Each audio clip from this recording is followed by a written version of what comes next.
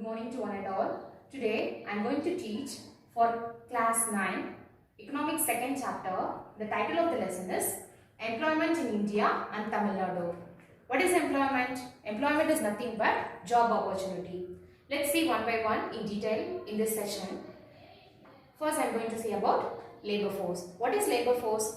It is a number of people in the country who work and also capable of working. It is nothing but the age group 15 to 60 years comes under the labor force because they only can able to capable to work. Next we are going to the topic employment structure in India. The employment structure in India is multidimensional and at the same time throughout the year only some get employment opportunity and the remaining people like private sector sometimes they can also able to stay with jobless feature. Next, we are going to see about what are all the various kinds of economic sector. There are three kinds of economic sector. First one is primary sector, second one is tertiary sector, second one is secondary sector and third one is tertiary sector. Primary sector is nothing but agricultural sector comes under primary sector. Industrial sectors comes under secondary sector and service-minded sectors comes under tertiary sector. In developing countries like India, they have given much more importance to primary sector like agriculture. But in well-developed countries, they give much more importance to secondary as well as tertiary sector. Let's move on to the topic types of employment. There are two kinds of employment sectors. They are organized sector and unorganized sector. Organized sector. It is incorporated with appropriate authority or government. Organized sector are nothing but the government tie-up organized sector comes under organized sector, and in government offices they must follow the rules and regulations.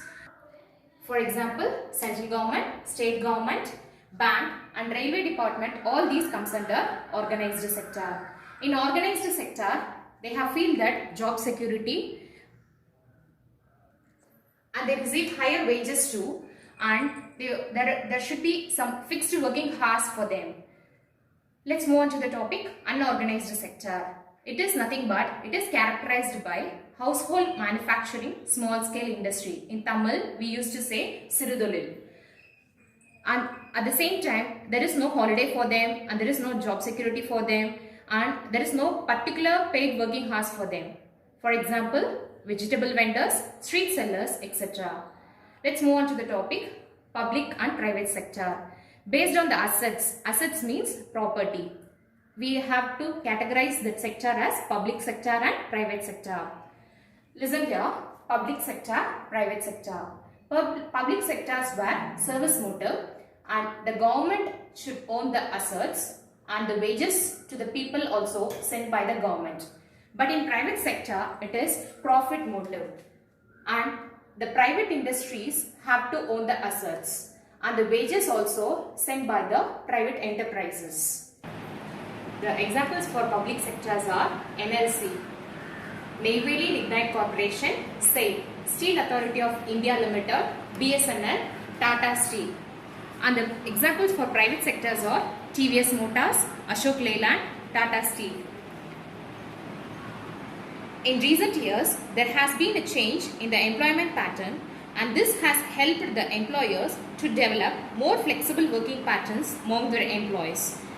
The various trends they included in the employment patterns are increased self-employment and the firms were used for full-time employees and there has been a growth in part-time employment.